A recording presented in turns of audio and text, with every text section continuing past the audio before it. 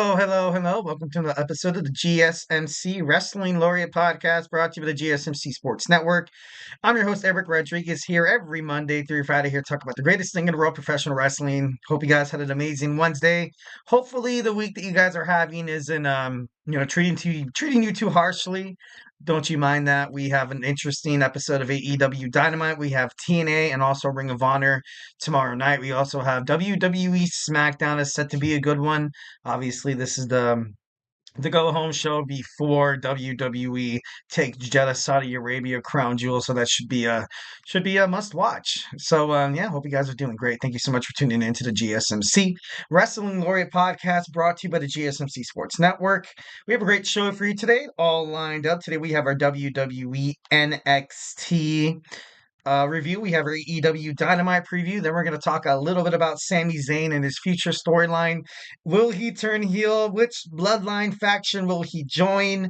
Or will he simply go join his best friend Kevin Owens? Obviously, there's still a lot of rumors and different storylines that could develop due to just this one decision made by Sami Zayn, which is actually kind of cool, getting some attention that I feel like he most definitely deserves. In our fourth segment, Vince McMahon in the news once again. The last night, I did a podcast, kind of talking about him starting his own wrestling promotion. Obviously, it's been kind of cleared up within the news media, wrestling news media.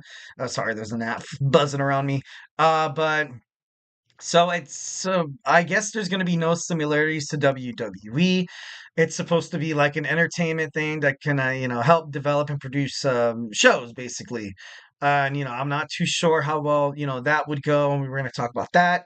And of course, in our fifth and final segment, something we do every Wednesday, we talk about my weekly wrestling news roundup, talk about all the major breaking news surrounding the world of professional wrestling. So yeah, make sure you hit that like and subscribe button. Do not go anywhere. All right, so let's go and jump on into our first topic. But before we do any of that, I want to remind you guys to go ahead and hit up the super thanks. Go ahead and hit up that super chat, whether you've got a burning question or a hot take in terms of the world of professional wrestling here at the GSMC Sports Network. We are all ears, 1,010%. So, don't be shy. Let's keep this conversation going. We obviously want you guys to feel like you guys are part of the loop in the mix. So, yeah, drop your thought. Tell me how you feel. And if you really, really, really want to make sure your comment, question, or concern gets noticed on air, why not use that super chat? It's that dollar sign below the chat box. Whatever you guys put inside that box is going to be guaranteed to be featured, talked about, maybe if it's that juicy enough, debated on the GSMC Wrestling Laureate podcast. Also, it's a great way, through donating, we can keep all the lights on in terms of these shows, all these amazing podcasters who have one goal in mind is to make sure you guys feel fully satisfied with the sports content that you guys love so dang much. Believe me, I watched the other shows and, they definitely live up to the hype. We are super grateful, obviously, for you guys. Each and every one of you guys who joins us here on the GSMC Sports Network daily. So, thank you in advance. Your support makes all the difference. So let's keep the conversation going. Let's get this party started. And you send in those super chats, those super stickers, because you guys are super awesome. And together we will make sure this podcast is, bigger, better, and stronger than ever. Once again, super chat, not your thing. It's all good. Go ahead and hit up the GSMCpodcast.net. Hit up the tips and donations link at the GSMCpodcast.net. Tell me how you feel. Tell me what you like. Tell me what you don't like. Just remember to Superman punch that like and subscribe button to the show. Follow the show. Follow the network here at the GSMC Sports Network. We do love a lot of peace, love, and positivity, 1,010%. But of course, in terms of talking sports, inevitable criticisms, some back and forth debate, some disagreements. It's going to happen. Feedback is a gift, so don't even worry about it. Drop it inside that chat box so we could, so we could talk about it. Let's talk about it, man. All right, jumping on into our first segment, WWE NXT review. Heard it, didn't really get not much of a great ratings. Of course, what do you expect going up against the World Series? You got the two biggest businesses, the two biggest Major League Baseball programs going at it.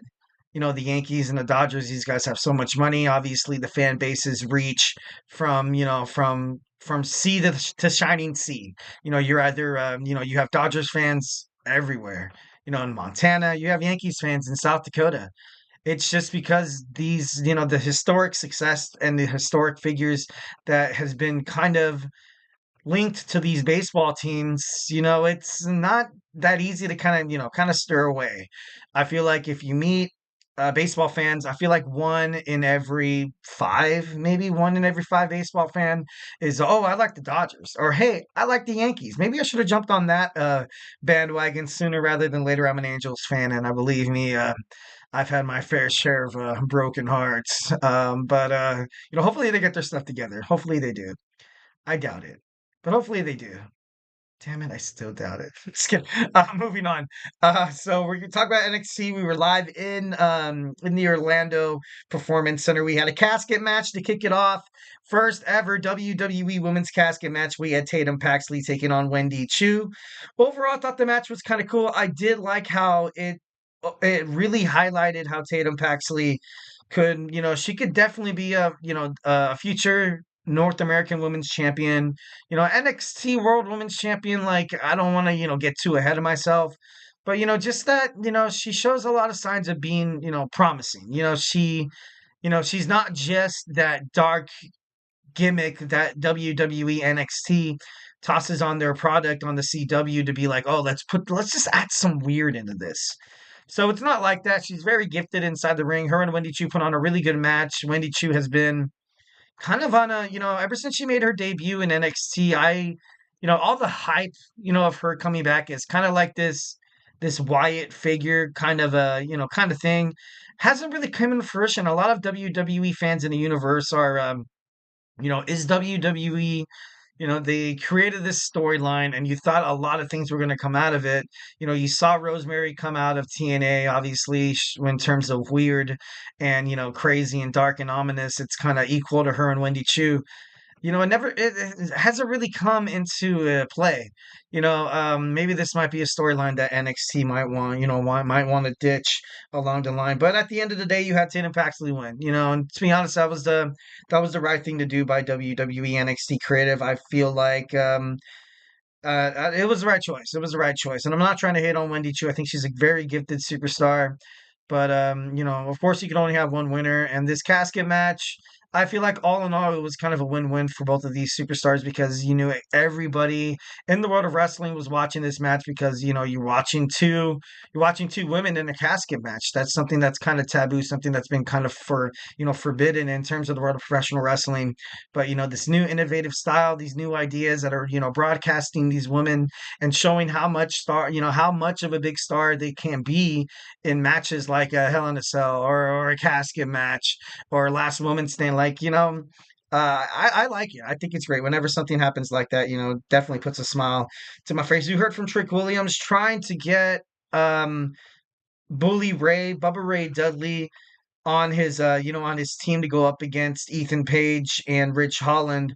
He kind of kept it real, he kind of, once again, blurring the lines between fiction and reality that professional wrestling does. He was, be like, you know what, I'm kind of getting too old for this. I'm getting too old for this. ECW is, definitely like a home field advantage. I personally thought that Bubba Ray, well, he ended up, kind of alluding to a match later on in the show, of course, with that promo with Ethan Page and Rich Holland. But then you saw, like, I feel like after that you saw RVD kind of come in, kind of talk to Ava, being like, okay, I know what I want to do. And I was like, okay, so is he teaming up with Trick Williams? Not that it would be bad, everybody loves and respects, RVD. But overall, I'd love to see Bully Ray to getting back into the squared circle. So, Kaylani Jordan, the former NXT Women's North American Champion, confronts Ava after losing her NXT title at Halloween Havoc. Obviously, it was an unfair. Well, not really unfair because they spanned a wheel, and whatever happened happened. She went up against all three members of the Fatal Influence. At first it was Jasmine Nix, and then it was JC Jane, and then at last you had Fallon Henley, who was able to kind of take advantage of. She's the ultimate opportunistic woman. Jasmine Nix and JC Jane came back out, and it was just the bread and butter. And that's something that wrestling fans shouldn't really get too upset about because when you think about a heel in terms of professional wrestling, That's just something that they do. That's just something, they cheat to win. And they, really can't get too upset about it. Although sometimes I was like, oh, kind of sucks for Kaylani. Kaylani, sorry, excuse me. But she did her due diligence. When she won the title, she came out in her celebration speech basically stating that she wants to put this women's North American Championship on the map, make it prestigious, have a nice little run. And to be honest, I think she did that, and did more, 1,010%. So she shouldn't really be, too upset or anything like that. So we had Nikita Lyons confront Kaylani Jordan, which she ended up. Lyons ended up losing to Kaylani Jordan later that night. I thought that was actually kind of cool. Nikita Lyons, she's cool when she comes back, when she came back from an injury. But just because Kaylani Jordan, she lost a spot in Halloween Havoc, lost her title. I did not want her to kind of seem like she was spiraling down the tube, kind of being like there were, WWE NXT was ultimately like going to move off of her as as a main product, as like not main product, sorry, excuse me, but as like a main woman that could be the product of NXT and kind of be the face of it. Like, what I mean? Even yesterday you were seeing, on the CW they were promoting NXT and you saw Kehlani Jordan. So she's definitely the face of NXT as well. Next, we have an NXT Heritage Cup Championship. Charlie Dempsey of the North Quarter Catch Crew, accompanied by Miles Bourne, Tavion Heights, and Ren Sinclair, taking on Lexis King, who was accompanied by Charlie Dempsey's father, Sir William Regal. At the end of the match, you kind of saw signs that maybe Lexis King is truly, trying to change. And I like the spot for him. I think he's a very gifted superstar. When he came over from AEW, I was kind of like, all right, great, another AEW talent that I feel like can't really mesh well on NXT. But with the new crowning of the North American Championship with Tony D'Angelo, he definitely has a future of like a mid card title. Jumping up to the main title, maybe that could possibly work, but I feel like now you're kind of hinting at, Trick Williams and Rich Holland going at it. But you had Charlie Dempsey pick up the victory. Sir William Regal had the power of the punch, those brass knuckles that has, led him to so much success in WWE winning matches and stuff like that. And he was able, Lexis King kind of fought him off. He was like, no, no, no, thank you. I was kind of getting vibes like a Don Callis kind of vibes where he has that sorry, excuse me, where he has that screwdriver. And ultimately, like Will Ospreay was like, no. And then at first, Kyle Fletcher was like, no, I don't want to use it, man. I want to win, I want to win admirably. I want to maintain my integrity if whether if I win or lose this match. So maybe this could be heading down to like a William Regal becoming like a manager where he, maybe he might try to sway Lexis King to, go back into his, disgusting. I'm just kidding. No, no, but anyways, so we had Zaria, obviously very impressive win against Brinley Reese. At the end of the match, she was cornered by Fatal Influence and also, Roxanne Perez and Cora Jade. You saw, Kaylani Jordan came out first. And then you saw, damn it, you saw Julia and Stephanie Becerra. And then, at the most shocking moments, you saw the former TNA Knockouts champion Jordan Grace come out to kind of stay her claim inside that match, which I thought ultimately was pretty badass. I thought that was super cool. Overall, just a lot of setup for now. We're gonna have a 10-man women's tag team match next week, and it should be should be pretty awesome. Should be pretty awesome. Just a little sneak peek of what lies ahead of November in Philadelphia on Wednesday, going head to head with Dynamite. Ooh, ouch. We have a hardcore match with Jada Parker taking on Lola Vice, and former WWE/ECW superstar Dawn Marie will be the special guest referee. Trick Williams and Bubba Ray Dudley will take on Ethan Page and Rich Holland. We have, Roxanne Perez, Cora Jade, Fatal Influences, Fallon Henley, JC Jane, and Jasmine Nix taking on Julia, Stephanie Vacore, also Jordan Grace, Zaria, and Kaylani Jordan. That should be pretty badass. I can't wait to see, And the main event, you saw Nathan Fraser and Axiom retain their titles, which was pretty great. Definitely a story that is emerging is, you are rapidly seeing Javon Evans, kind of loses cool, kind of something, that boy be bouncy, kind of that's something that, I actually kind of admired from him. I thought, it was kind of cool that he was at heart a wrestling fan, a WWE fan, and he made it to superstardom. Obviously, he's young, he's the future of WWE NXT. He's gonna be somebody without a doubt. So, maybe heading toward like a heel turn. I wouldn't really invest too much time into that. I feel like the fans love him so much, and him as a babyface is just more marketable on NXT. You have, Wesley. You also have Ethan Page. You have Ridge Holland. You have Oba Femi. Not a lot of complete like heels. I don't know. I don't even know if the no quarter catch crew would be kind of considered heels. But I don't know. Overall, it's would be interesting to kind of find out if they decide to book him in like a heel role. But me personally, I don't think that would really. I don't think that would be good for his career or WWE NXT. All right, moving on. We have our second segment. We're going to talk about some AEW Dynamite. We're going to preview it. We're going to talk about it. Maybe a couple of predictions. I already know it aired on the East Coast already. I have it recorded. I have it taped. I have not checked a single shred of social media. No TikTok, Instagram, or Facebook for no content or updates or anything like that. So I'm going in blind, and I can't wait to watch it. It's going to be awesome. So join me here when we come back from this commercial break. So hey, do not go anywhere.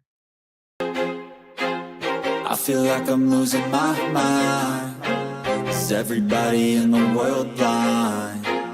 Please, Lord, give me a sign, a sign.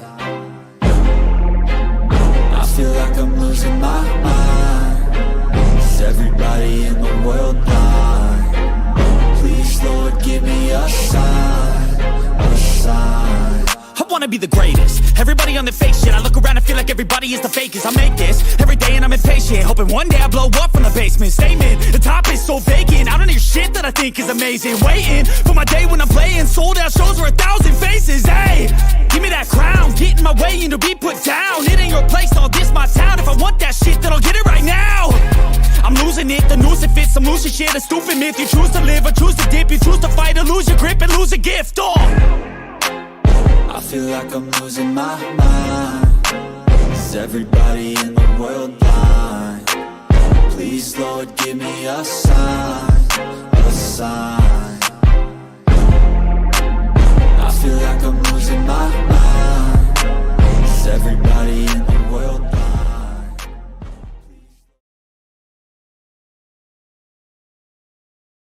All right, and we are back with the GSMC Wrestling Laureate podcast brought to you by the GSMC Sports Network. I'm your favorite wrestling fan here, Eric Rodriguez, here every Monday through Friday, 8 p.m. Pacific time, 11 p.m. Eastern time, here to talk about everything in terms of the world of professional wrestling, all the action inside and outside the ring, backstage curtain call, rumors. We talk about superstar, inactive statuses, injury updates. We talk about contract negotiations, extensions, and signings. We talk about promotions from WWE to the CMLL, the GCW to New Japan Professional Wrestling, from Stardom to, Ring of Honor. If it makes major news in the world of professional wrestling, we talk about it here on this show, 1,010%. So make sure you guys tune in Monday through Friday on the GSMC Sports Network to, learn a little bit about some good old-fashioned wrestling.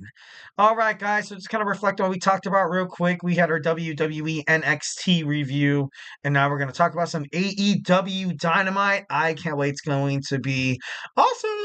But before we do any of that, I want to remind you guys to go ahead and hit up that super chat, whether if you got a burning question or a hot take in terms of professional wrestling here at the GSMC Sports Network. We do love, your guys' opinions. Obviously, we are all ears. Give me a shout out where you're listening from or just how you feel about wrestling as a whole. It doesn't have to be TNA, it doesn't have to be WWE NXT. Just drop a little fun fact. Maybe like a Jeopardy question that would be pretty badass.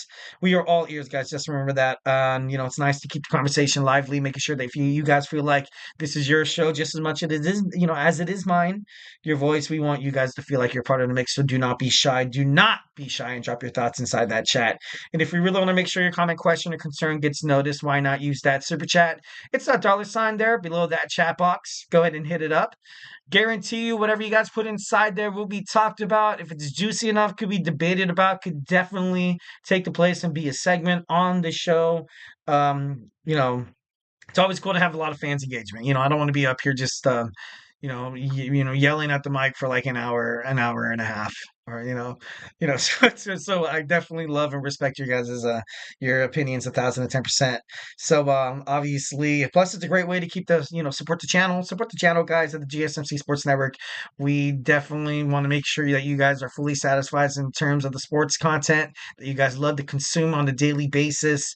We definitely love and we care about our audiences 1,010%. I can give you the Eric Rodriguez guarantee that you will never, ever, ever regret subscribing to such an amazing sports network that obviously prides themselves and our success is make sure that you guys feel like you guys are happy, and that's just something like kind of like the philosophy here. This family run organization. We're good people. We're not like those corporate conglomerate. I'm just kidding. No, I'm not like gonna get into that.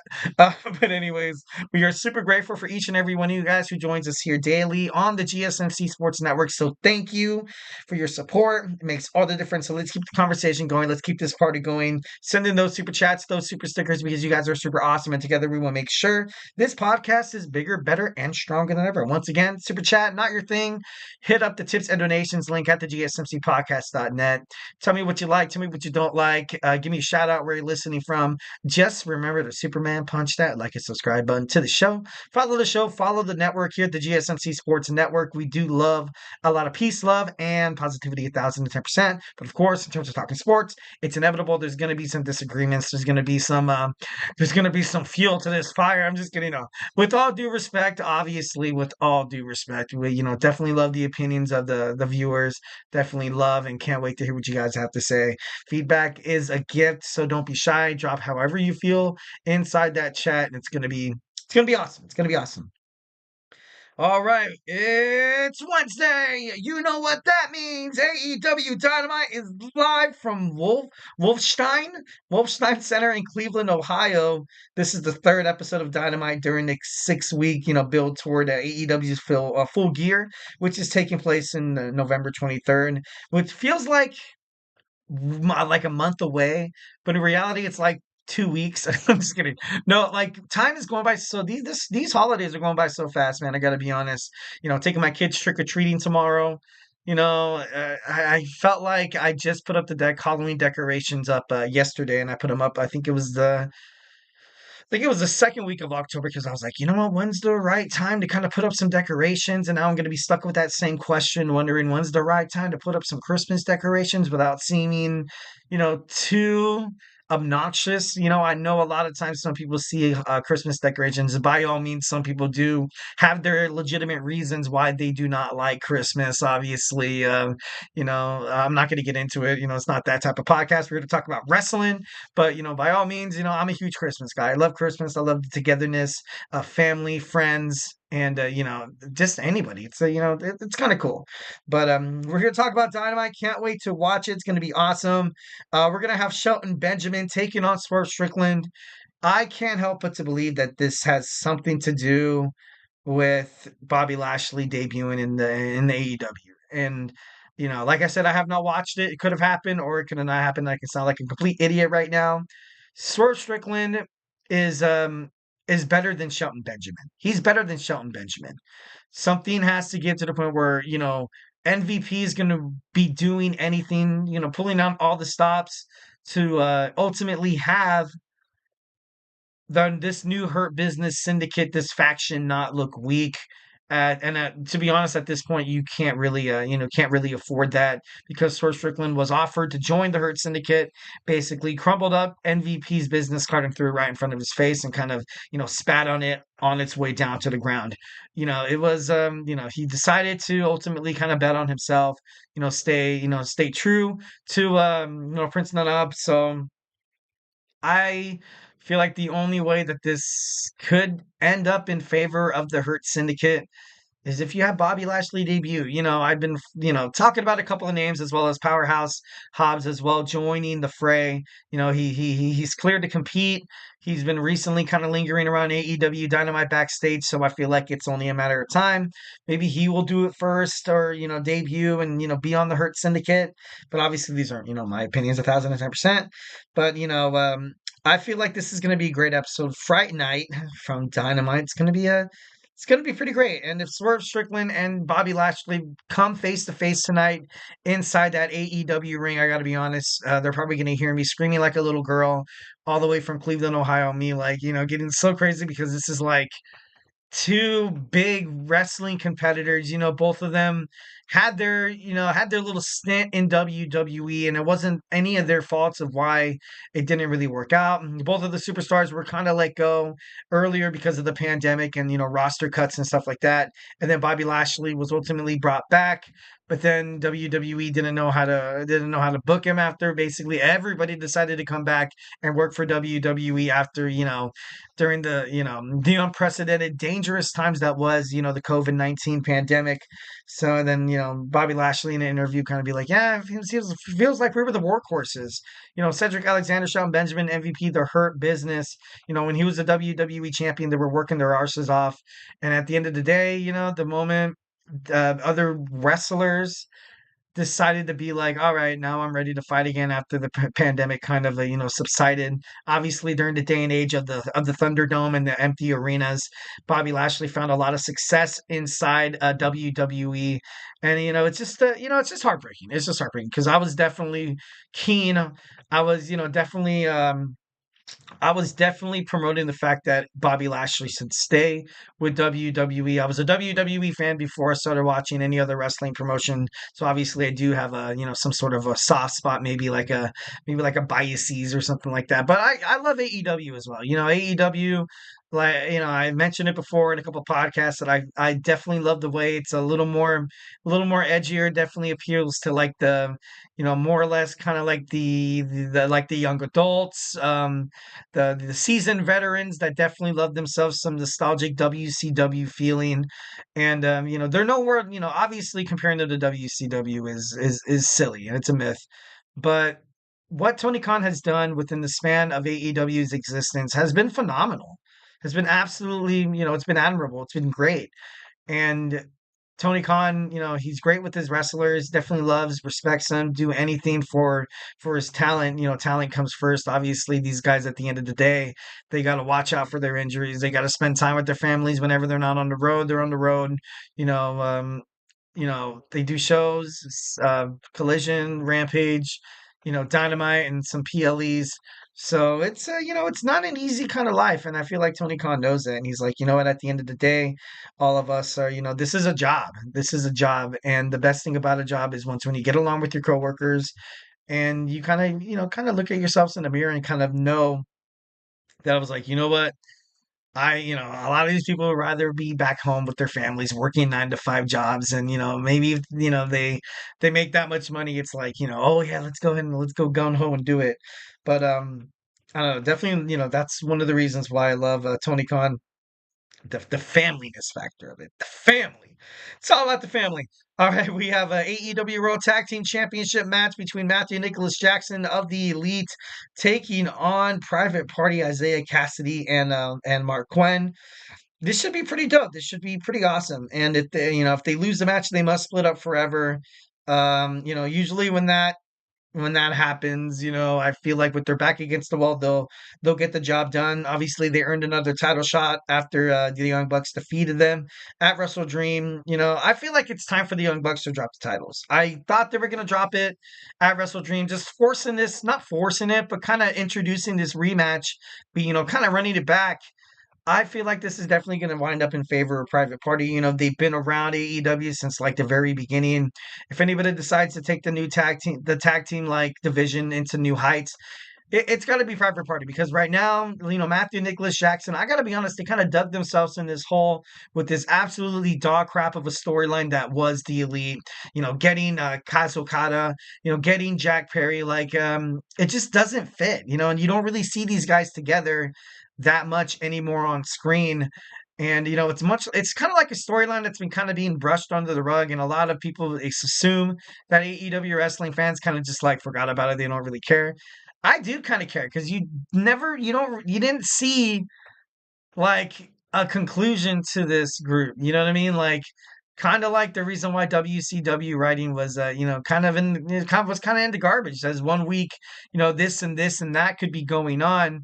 And then the next week, it's like it's not, nothing ever happened, and that's something that WWE has done as well in the past. But I don't know, it's should be pretty crazy. We have Chris Statlander taking on Camille, booked for tonight. Statlander is heading toward a babyface. I know it's been, it's been well known all of the wrestling news media then, and I feel like she's great as a babyface. Monet, obviously, is going to come out, try to do her due diligence and kind of help, help Camille in any way. We have Adam Cole returning to the ring in singles competition against Buddy Matthews. Last week, we saw him kind of, Chris everything over with his Undisputed Kingdom, maybe heading toward Undisputed Kingdom taking on House of Black would be pretty interesting. But, he's kind of stating to fight MJF at Full Gear. So, I don't know, should be pretty crazy. And we're probably going to hear from Jon Moxley tonight. Obviously, the direction he wants to take AEW Dynamite. The rest of the Blackpool Combat Club members, Claudio Castagnoli, Pac, Mariah Shafir, and also Wheeler Yuta are set. Hangman Adam Page is also set to talk about, what's next for him. Maybe taking on Switchblade Jay White once again. Darby Allin, he's been expected to be on the show. Orange Cassidy, I believe, is going to perhaps confront Jon Moxley, especially after what happened to Chuck Taylor last week on Dynamite. And it's going to be a great episode. I can't wait to watch it. AEW has rapidly become a really favorite show of mine in terms of wrestling. So it's kind of the first, obviously the PLEs, and then we have SmackDown, and we have AEW, and then we have Raw. I like Raw, but I I don't know. Maybe it could go into a better direction and stuff but I don't know. It's hard to kind of put it's hard to put lemons above oranges. I'm just kidding. No. Moving on. So our third segment, guys, do not go anywhere. After this commercial break, we're going to talk about some Sami Zayn potential storylines. Maybe him turning heel. Which side will he choose? We're going to talk about it when we come back. So hey, do not go anywhere. Looking for your daily fix of sports talk without having to pay for it? GSMC Sports Network is available on YouTube. Just search GSMC Sports Network. Get your fix of daily sports talk shows on YouTube, absolutely free. NFL, college football, NBA, MLB, MMA, UFC, fantasy football, and so much more. GSMC Sports Network has shows running all day long, with new sports shows starting every 2 hours. Just like on your favorite cable sports channel, except GSMC Sports Network is absolutely free. Just search GSMC Sports Network on YouTube to catch one of your new favorite shows, like the GSMC College Football Podcast, Chip Shot Football Podcast, Hoops and Heels Women's Sports Podcast, GSMC Basketball Podcast, and so many more.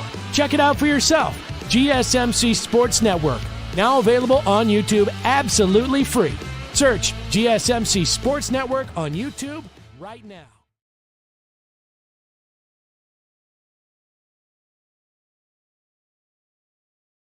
All right, and we are back with the GSMC Wrestling Laureate podcast brought to you by the GSMC Sports Network. I'm your host, Eric Rodriguez, here every Monday through Friday, 8 p.m. Pacific Time, 11 p.m. Eastern Time, here to talk about everything in the world of professional wrestling, all the action inside and outside of the ring. We talk about superstar, news and active statuses, injury updates. We talk about contract extensions, negotiations, and also signings. We talk about promotions from WWE to AEW to CMLL to GCW. If it makes major news in the world of professional wrestling, we talk about it here on this show 1010%. So just kind of reflect on what we talked about right quick. We had our NXT review. We talked a little bit about what to expect from AEW Dynamite tonight. Some Fright Night should be pretty awesome.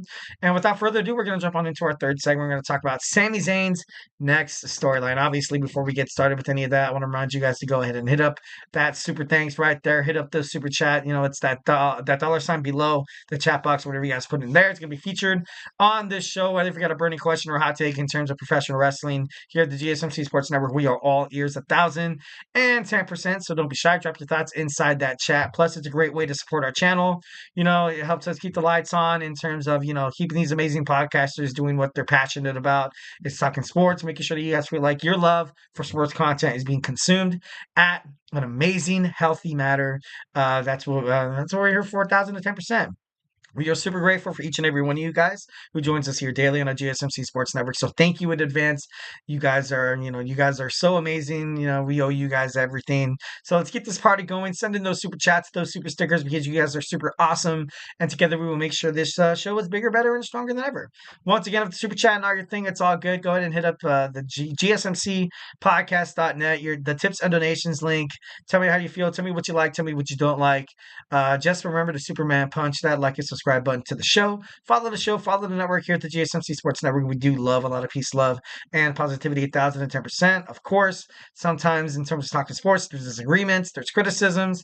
Feedback is a gift overall. Do not be shy. Drop however you guys feel inside that chat, and we can have a nice little discussion about it. All right, so now our third segment, we have some Sami Zayn talk. Sami Zayn, obviously, on Monday Night Raw, you saw him in a conversation with Jey Uso and Jimmy Uso backstage, and it seemed like the storyline. It seemed like it was it's just boiling over. It's the storyline. The moment you feel like it can't get can't get any more better, or there's not another twist and turn to kind of add into the unpredictability of professional wrestling, and just to kind of add into the meat of this amazing stew that is the Bloodline storyline. A lot of people thought that after WrestleMania 40, when Cody Rhodes finished his story, that that this Bloodline storyline, like, what was going to happen with everybody. And Paul Heyman even said in an interview that it was funny because a lot of people did think that, but at the end of the day, he said it was like basically the third inning just started. So kind of crazy, but without a doubt, you have a lot of future stars in WWE. Obviously, you have the current, face of professional wrestling, that is Roman Reigns. And Cody Rhodes right now, he's out of the storyline. He's kind of, taking a backseat to it, which I ultimately kind of prefer. I feel like it's better in terms of WWE. Obviously, he will, some way, somehow, he will be brought back, mostly probably because Dwayne "The Rock" Johnson is set to come back to WWE. Obviously, during this new day and age of the Netflix era, with Raw being having a 10-year contract worth billions. So there's no doubt in my mind that this is just going to get better and better and better. Sami Zayn, he's looking for a sense of belonging. What's going on Monday Night Raw right now, besides him having, here and there stints and, backstage promos with Jey Uso, his boy. He lost the Intercontinental Championship. He tried to get it back, didn't really get it back. He won a shot at the World Heavyweight Champion, didn't really, didn't really get it back, or well, not didn't get it back, but he didn't win.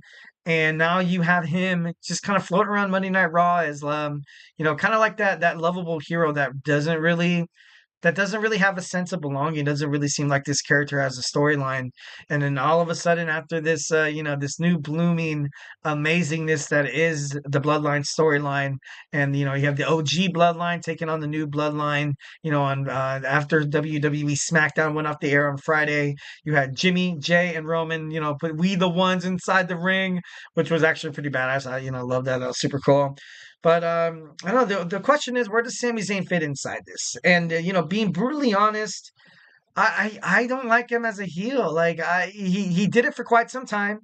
He was the honorary Uce. Before that, he was kind of like, damn it, what was he? He kind of named himself he was the self-proclaimed, like, oh my God, I forgot what it was. Kind of gave me like vibes like like Dean Ambrose, like while he exited WWE, that trash character storyline, and that's the reason why he left for AEW. Actually, it's kind of funny, but I feel like Sami Zayn, he's the hero that people love to cheer for.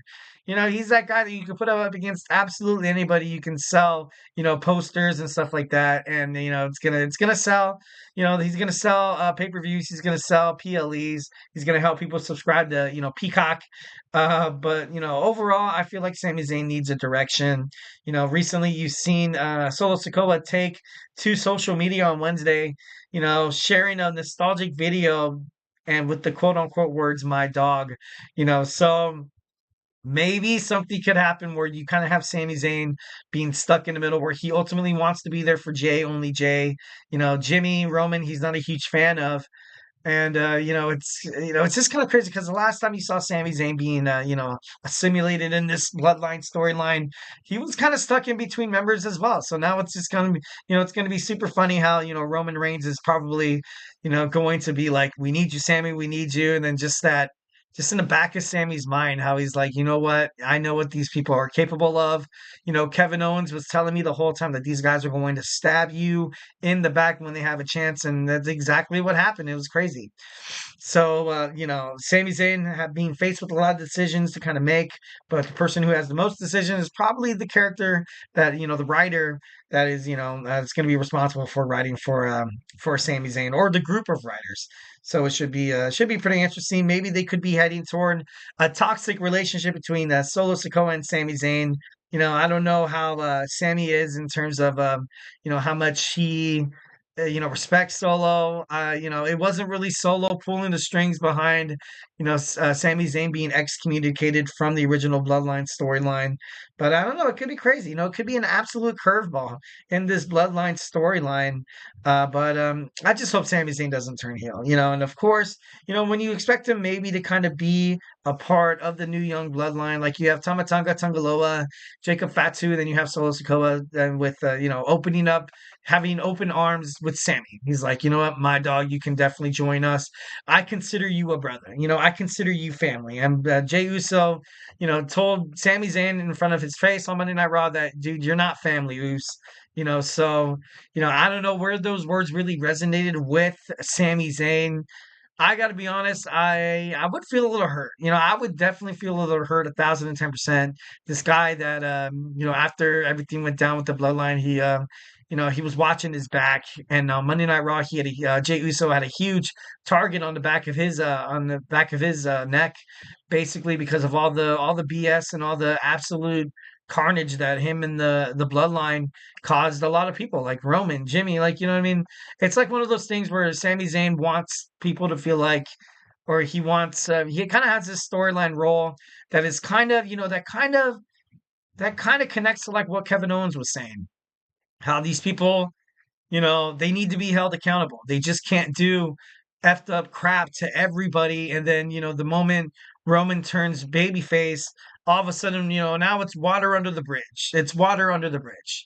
What about, Randy Orton being taken out by the bloodline? Kevin Owens, Sami Zayn, forced to throw a chair shot at Kevin Owens and kick him in the, kick him where the sun don't shine at that War Games, at that War Games match. But it's definitely a delicate storyline. I definitely feel like right now Sami Zayn's character is like, on the precipice of either being something really great, obviously, or if it's written badly, or I see him go to this new bloodline. Maybe it might work at the end of the day. Maybe Solo Sikoa, abuses Sami Zayn the moment he joins, and then like he's like, oh crap, maybe it was like a toxic relationship that I ultimately should have avoided. But Sami Zayn's a very gifted superstar. I did a segment on some of the wrestling stars that could wind up switching brands, and he was definitely one of my top 10. Sami Zayn going to SmackDown, trying to find new heights, being a part of this, bloodline storyline, which is great for Sami. I honestly don't feel any reason why he should be excluded from these bookings. I feel like ultimately it could definitely add a lot more tension to exactly who does Sami Zayn align himself with, and it's going to create this kind of this tribal territorial ultimate like storyline that is going to be on Friday Night SmackDown. Because at the end of the day, what if Sami Zayn joins Kevin Owens? What if they have their own personal faction, all the people who say F the bloodline, you know, they come together like people, like wrestlers like, for example, like the Street Profits or Johnny Gargano and Tommaso Ciampa. Once when they lost against the Motor City Machine Guns, they ultimately left. Tommaso Ciampa was, super frustrated, and so was Johnny Gargano, maybe hinting at a potential, being like they could join this faction of Kevin Owens, because at this point Owens can't really stand on his own. He can't really stand on his own. And if this match that is according to Dave Meltzer of the Professional Wrestling Insider, if this match between him and Cody Rhodes for the WWE Championship at NBC, Saturday night's main event in December. I know it's quite some time ago. Quite some time away. If you have this faction promoted by Kevin Owens, you have an aggressive tag team like DIY, and then you have Sami Zayn that, he's not necessarily a bad guy. He's just kind of looking for a sense of belonging. Once again, how you saw Sami Zayn at the end of his run with the original Bloodline with Solo Sikoa, Jimmy Uso, and Roman Reigns and Jimmy as well. You kind of had this guy that, he, looked scared. He didn't know exactly what was going to go on. But, you being all by yourself on the roster, is, kind of bad juju. It's kind of bad news. So ultimately, Sami Zayn would kind of have to find a faction to kind of subside with. And, I feel like it's more likely that he winds up with Jay, Jimmy, and Roman Reigns. Obviously, you have that 6-man tag team match at Crown Jewel. Something's got to give. The new young bloodline still have one more man. They outman them. Maybe he finds a way to to help even the odds and makes the rescue, and then all that and a bag of chips. And then he's accepted, and then everything's all good again. Obviously that would be a huge kind of for me, I'm like, okay, so if that's the case, why did you have that tension build up between that backstage rumble between him, Jimmy, and Jay, talking about how he doesn't trust Roman Reigns? So maybe, that's the only thing that kind of, steers me away from that. But the storyline has just been absolutely genius. It's crazy. You have Roman Reigns become a babyface at what cost? Like, you know what I mean? It's kind of weird and kind of like different and intricate to kind of think about. Like, you have all these superstars like Kevin Owens and maybe Sami Zayn that were baby faces, but now are they necessarily heels?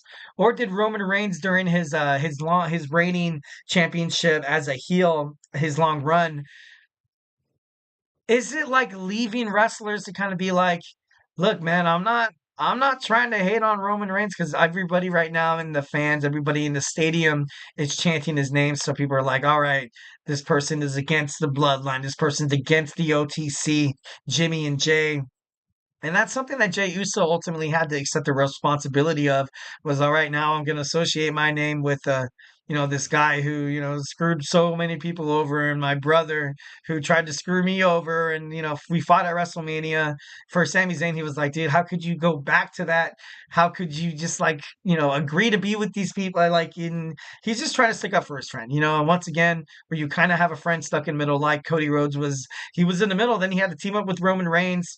And then you saw Kevin Owens, attack him in the parking lot and stuff like that. Obviously, I hope Sami Zayn doesn't go down that role, but it's at this point, anything's possible. Anything's possible.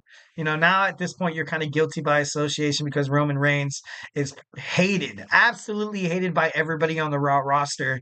So this babyface that the fans love so damn much, and it's kind of cool, because you have the roster and the WWE audience kind of at odds with each other, kind of this unspoken rivalry where you're like, you know what, like, you're all of a sudden gonna love the OTC, when he comes back from that SummerSlam, and it just, just adds to the storyline, just adds fuel to the fire, and I think it's great. I think it's awesome. Wherever Sammy, like I said, I don't like him as a heel. I feel like he did spend a lot of time as a heel already, but at this point, I just gotta trust Triple H, Paul Levesque.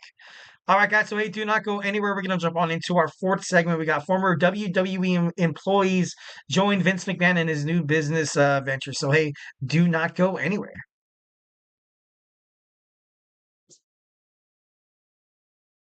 For the best and latest podcasts available anywhere, go to the podcast app on your cell phone and type in GSMC to access free content-rich podcasts on health and wellness, book reviews, sports, entertainment, relationships, social media, movies, technology, finance, and even weird news. Subscribe and download the GSMC Podcast Network's family of shows, available everywhere podcasts are found.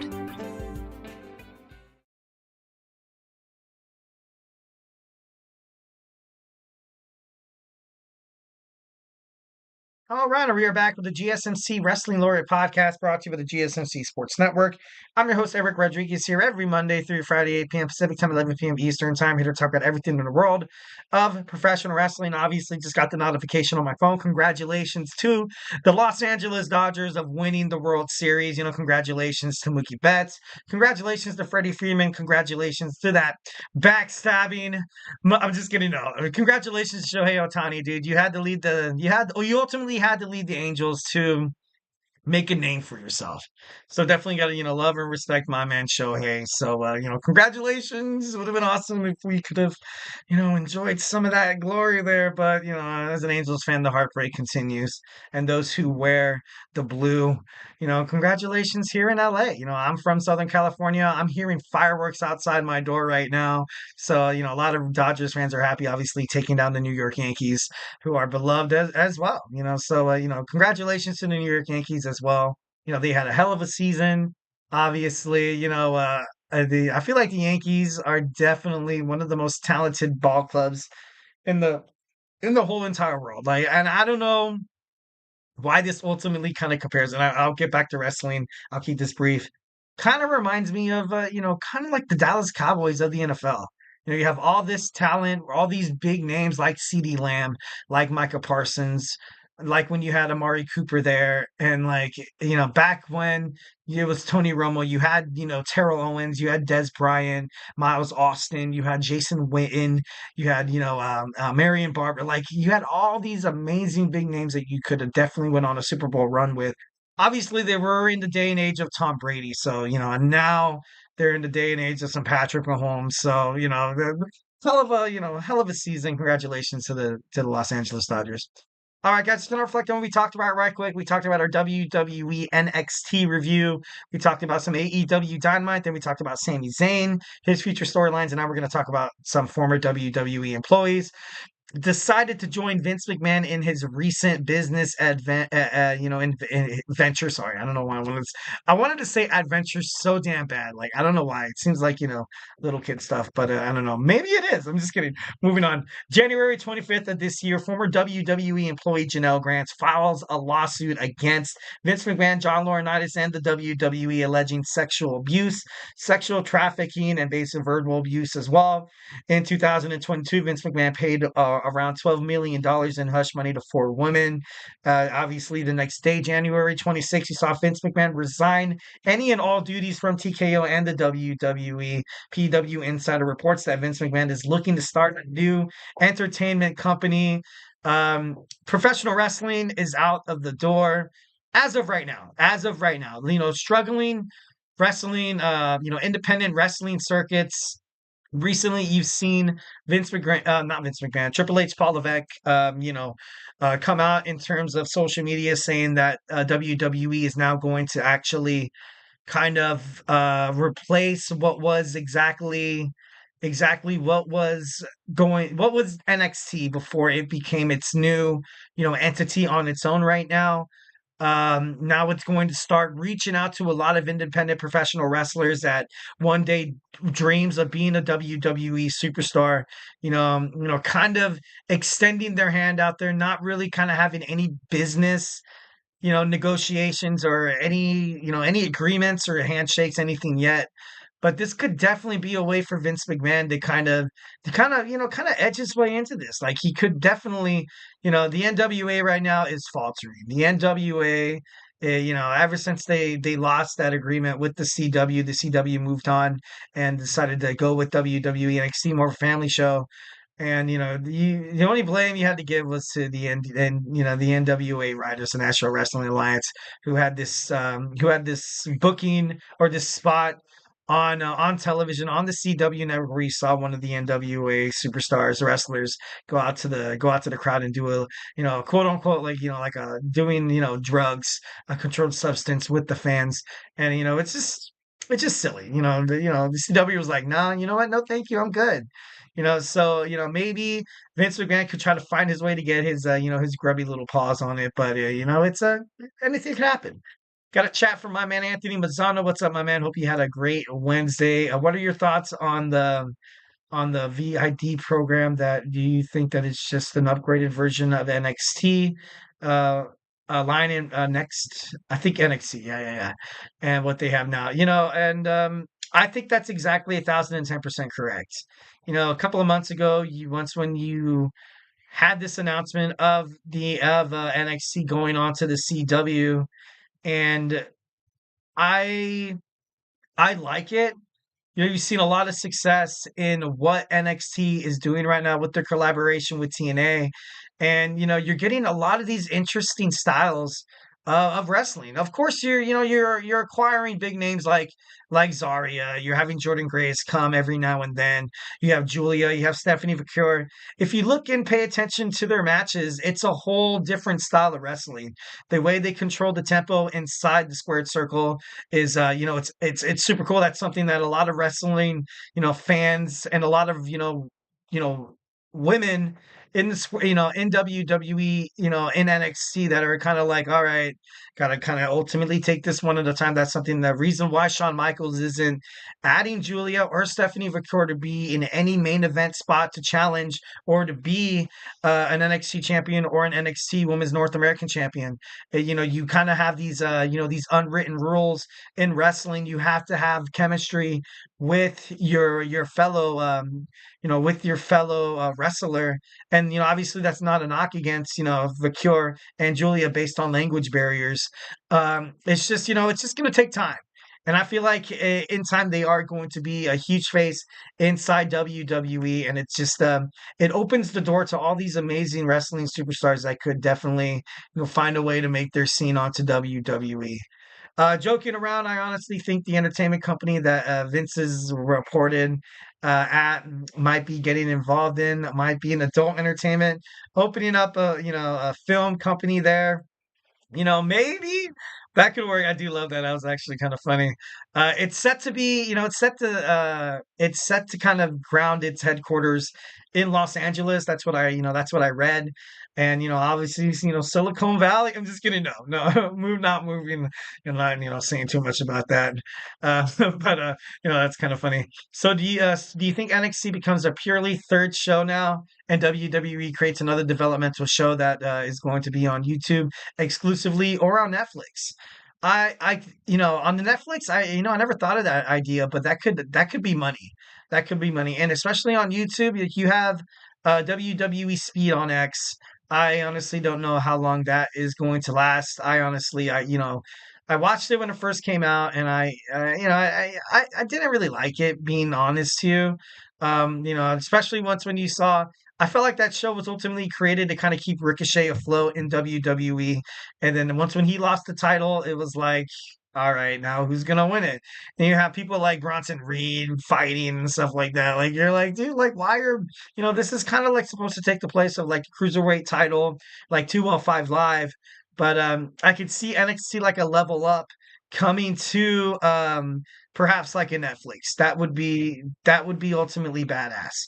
Or on YouTube. That's something they can definitely market, and they can they can start bringing in a lot of these new different wrestling fans from different regions of the world, like wrestlers from New Japan Professional Wrestling, like Stardom, like the GCW. And you have all these amazing talents. And, even in Latin America, in this recent partnership with WWE and TKO Holdings with the UFC, they recently opened up a performance center in Mexico City, where they're hoping to bring MMA fighters to the UFC, because I think they said over like 60% of the fighters in UFC are part of Latin American descent. They're all part of 20 different Spanish speaking countries, and WWE definitely could throw their hat in the ring as well. They had a couple of super shows that happened in Mexico City, where you saw the debut of Stephanie Vaquer. the former CMLL World Women's Champion, New Japan Professional Wrestling, Women's Strong Champion. So, definitely the sky's the limit. And, I love that they're doing this. It's about time that they did this. For the longest time, you had WWE as that no-go show. They don't want any part of the wrestling, independent circuit. Vince McMahon is, oh, we're better than everybody else, and we know it. Like, you know what I mean? Also got a chat from him and Anthony. I've said this from the beginning. Also, the WWE ID program, it could be a way to get Mexico and break up the cartel that is Mexico wrestling, that's controlled by the CMLL and the AAA.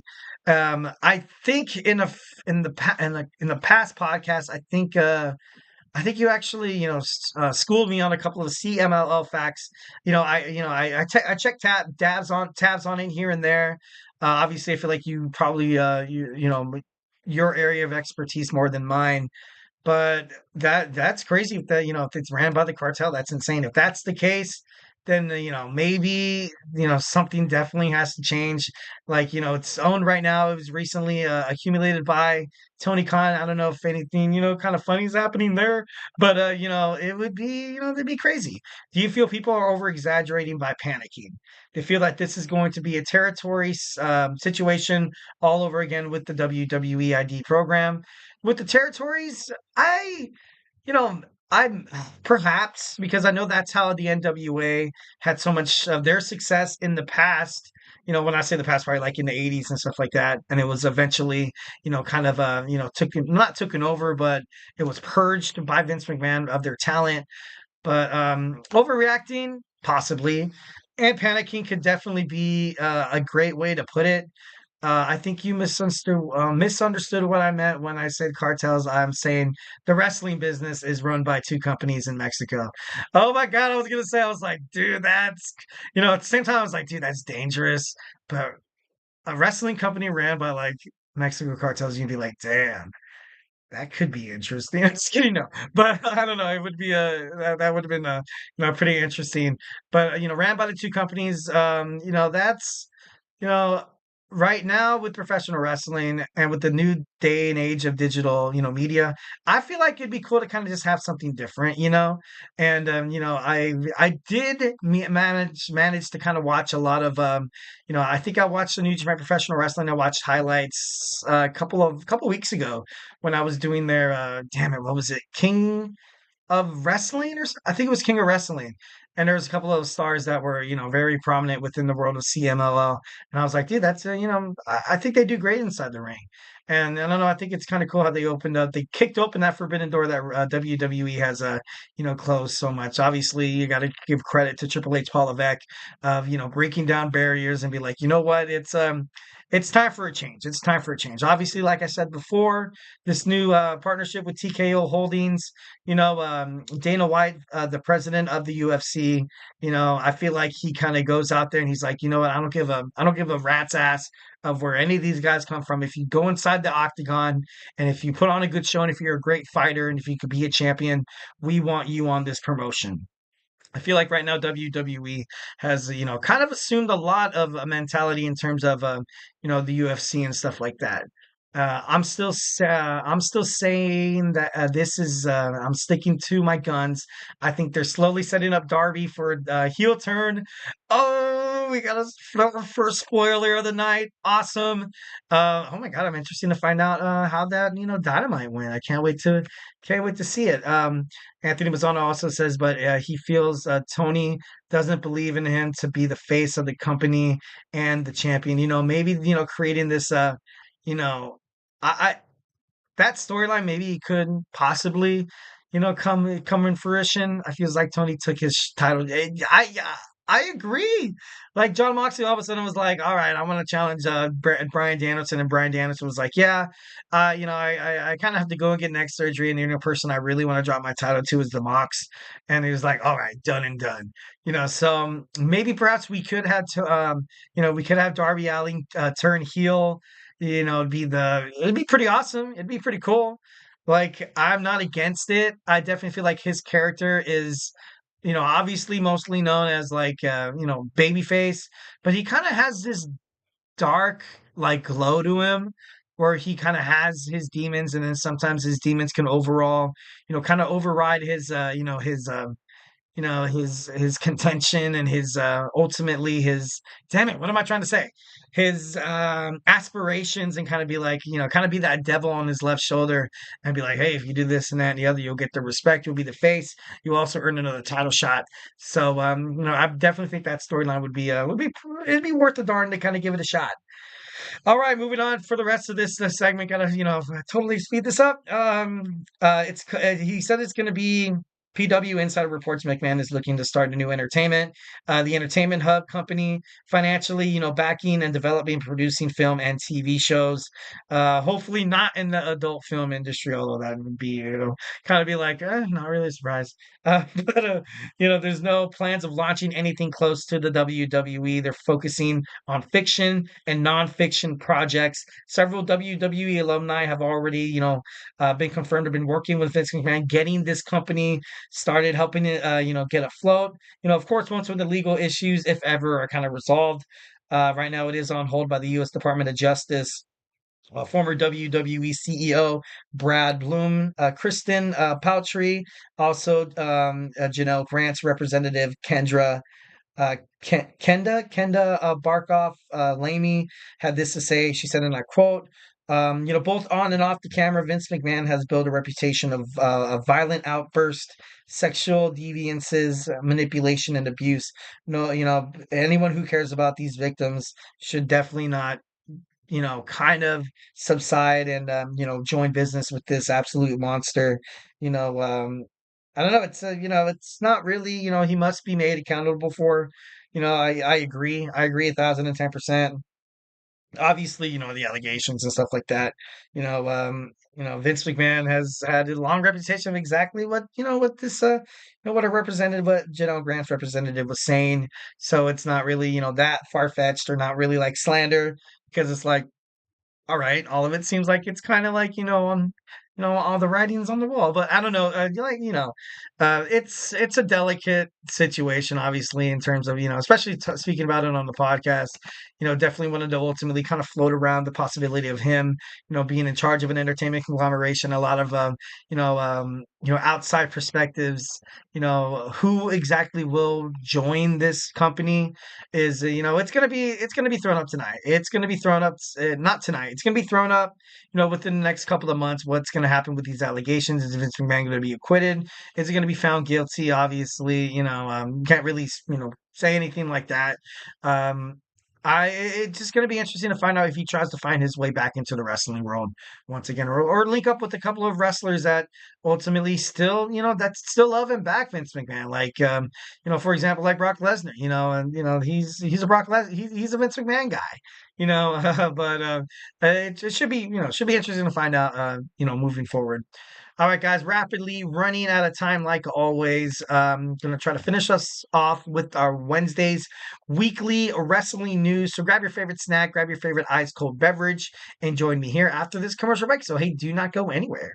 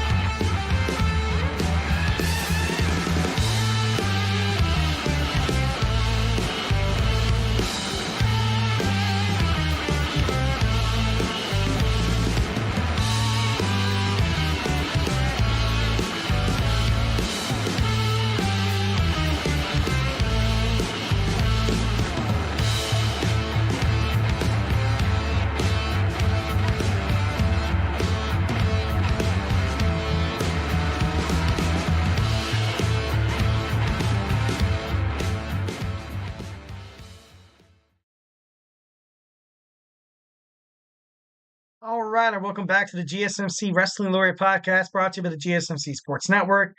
Kind of have to move through this segment, kind of have to put it into hyper overdrive here. We have my boy Emran's GSMC Soccer podcast starting in about 14 minutes. So if you're a fan of soccer, just trying to get into it, it's going to be, off the hook. It's going to be awesome.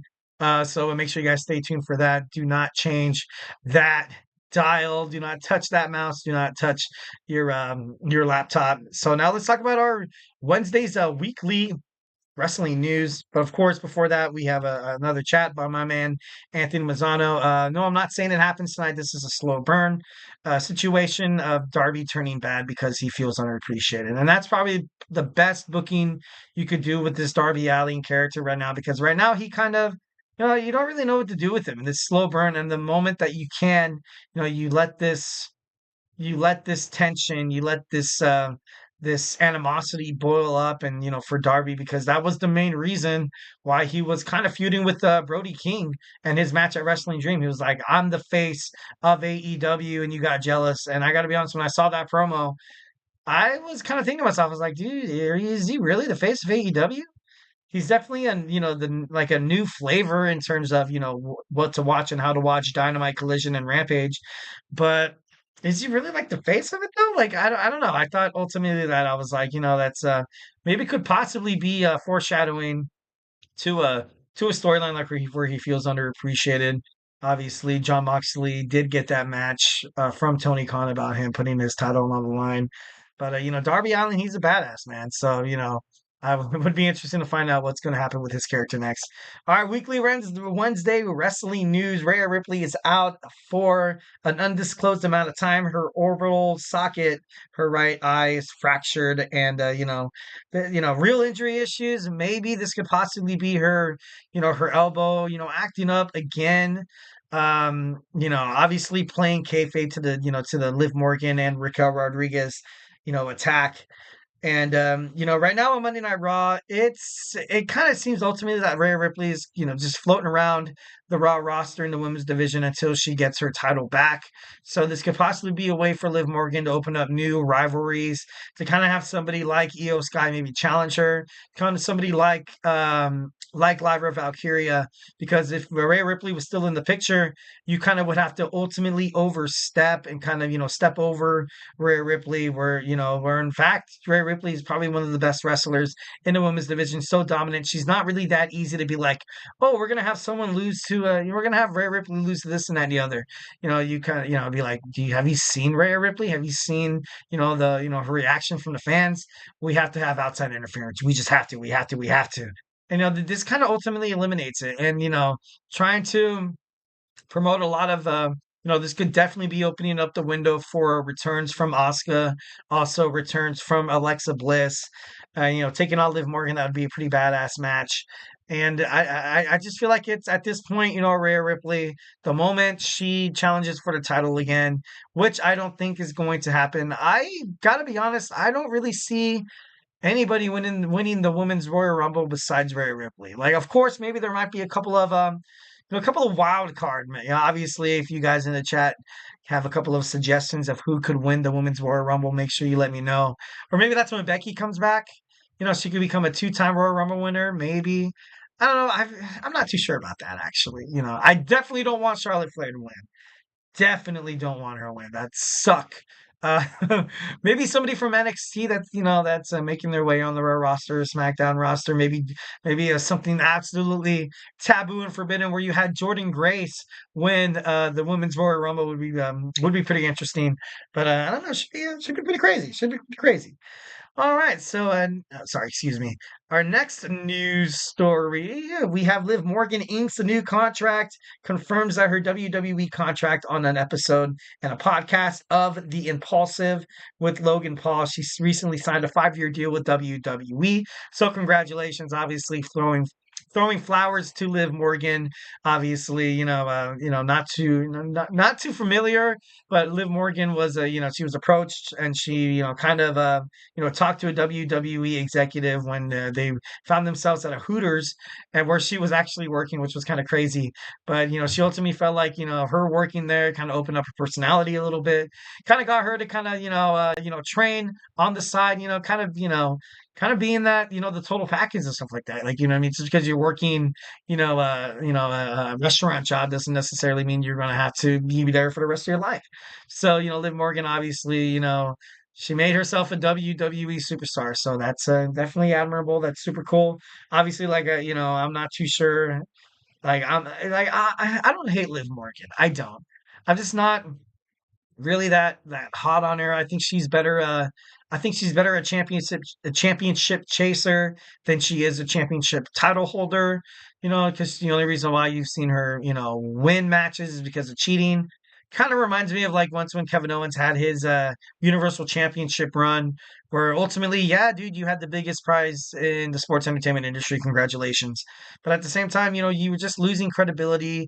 You were losing stock in your character because you kept, you can't really win a match by yourself, bro. So at the end of the day, you kind of ultimately have to kind of bet on yourself and win an actual match, which Liv Morgan could definitely do. Like maybe you can have a shocking victory against Asuka or Alexa Bliss, or maybe hell even Charlotte Flair. But you don't really see any of that happening without any outside interference, and I know that plays to the heel factor because that's what a heel does. But I don't know. I feel like Liv Morgan wants a little bit more. I feel like she wants to have that respect of the world champion, but then also kind of have that reputation of being like this heel where at the end of the day you can have somebody watch your back and totally kick some ass. Next we have Cody Rhodes, wants his time in AEW, wants to look back at the memories as good memories. Obviously, in terms of rumors, basically saying that there was some tension between him and the Elite and the Young Bucks and Tony Khan. Just to, wanted to clear up the air. Obviously, Cody Rhodes seems like he's a good dude. I did watch, I think it was the behind the, like, kind of like a behind the music in terms of like wrestling. And, I was talking about him and what exactly went down in AEW. Um, I feel like Cody Rhodes, he started AEW. A lot of people were shocked because he kept going. He was on air talking constantly that WWE, never. I'm going to finish my career in AEW. Obviously, then Bruce Pritchard, approached him, Triple H, Paul Levesque, and it was just like one of those things where it was like, you know what? At the end of the day, you kind of have to do what's right for yourself. Like, what I mean? Then you get to win back-to-back Royal Rumbles and headline the greatest WrestleMania in recent history. Taking down the Tribal Chief, and obviously, when in terms of success, no matter how you get it, at the end of the day, he said he wants to make sure that, the other guys as well kind of look back at their time and be like, that, definitely love and respect Cody Rhodes. And I feel like I feel like that is, that is partially the thing. I feel like that's, hasn't really changed. All right, next we have a former WWE 24/7 champion, retired Tucker, aka Levi Cooper, has retired from professional wrestling. Obviously, you saw him with with Heavy Machinery. They were great in NXT. Called up. Otis won the Money in the Bank, and then Tucker was kind of left in the dust. And they didn't necessarily even have a feud. They didn't get to wrestle each other after that, which was kind of pointless, kind of stupid. So obviously, one of the victims of storylines back when, back in the Vince McMahon 2000 and, 2018 to like 2021, 2022, storyline writings where it's just like, man, that poor bastard. Like, I'm just kidding. No, it was like, man, this poor guy. Obviously a lot of other wrestlers kind of suffered that same fate too. But, good luck to Levi Cooper in his future endeavors. Now we have AJ Styles talking about his TNA Hall of Fame, decline. Kind of kept it G, kind of kept it OG, being like, you know what, WWE really didn't have anything to do with that because, to be honest, that's what a lot of fans ultimately thought. They were like, how could WWE doing a collaboration with NXT and TNA and not be, not let TNA have the satisfaction of having AJ Styles be inducted into the Hall of Fame? AJ Styles, cleared it up, being like, you know what, I did not take that Hall of Fame induction seriously because I'm not done with professional wrestling, so obviously you've seen Rhino being inducted. He's still wrestling, so maybe there might be some different criteria in, how exactly you become a total nonstop action impact Hall of Famer. So, definitely gotta, you gotta love, respect AJ Styles. Injured right now, a couple of months, hopefully not more than 6, which would be, kind of detrimental to his career. But maybe he kind of took this as an insult, maybe perhaps. I'm not too sure. I wouldn't. I feel like, dude, like, why not? That'd be badass. He did so much good in TNA. Next, we have AEW basically officially announcing, AEW WrestleMax and stuff like that. Finally, not really seeming a little bit too, not oblivious. That's not the right word. Kind of like hidden or secretive about the deal. I feel like, Tony Khan, he's basically a step away from being like, you know what? Yeah, they're like, we got this. Like, we got this. We're gonna have so much more. We're gonna have so much press. We're gonna have so much more ticket sales, and it's gonna be great. And I feel like they deserve it 1,010%. It's gonna be cool. You're gonna have Dynamite Collision will stream on the Warner Brothers Discovery owned HBO Max next year. Pay-per-views as well expected to be available at a discounted price, and that is honestly number one. Hurrah. The best thing about AEW, and I love Dynamite. I do love Dynamite. Rampage, Collision, but their PLEs are absolutely phenomenal. It's my style of wrestling. All the belts are up for grabs. You have 8, 9 matches on the main card. Then you have 4 pre-show matches. I like all the wrestling. I think it's super cool. They've gotten a lot of scrutiny in the past of having maybe having too many matches. So the fans kind of snooze in and out of it.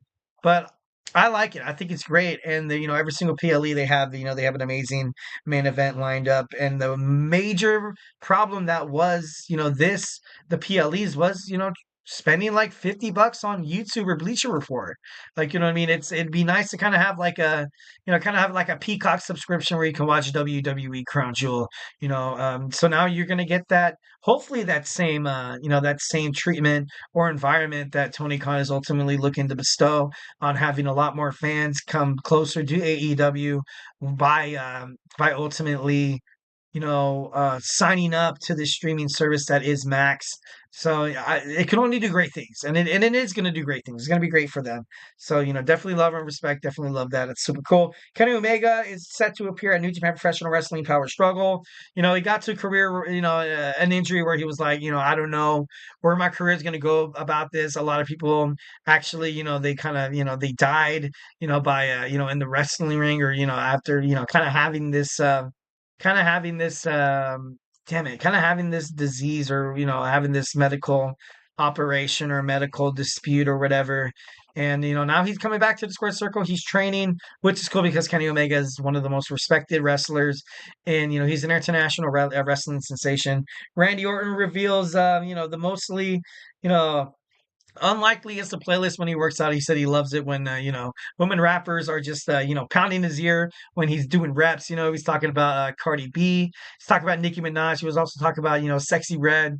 So ultimately, it comes to a shock, but I love that. I think that's badass. I think that's super cool.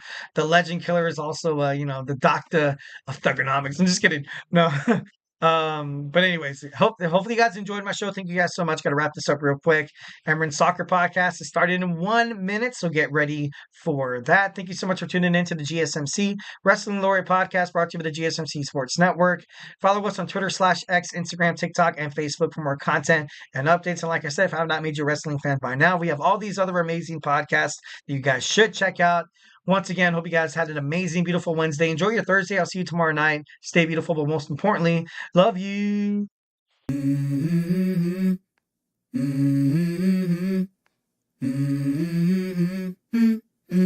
Let's go. I wake up to a little bit of drool on my pillow, feel like it's gonna be a bad day. Yeah, I'm tired of shit, and the coffee ain't hit yet. Damn, ain't that great.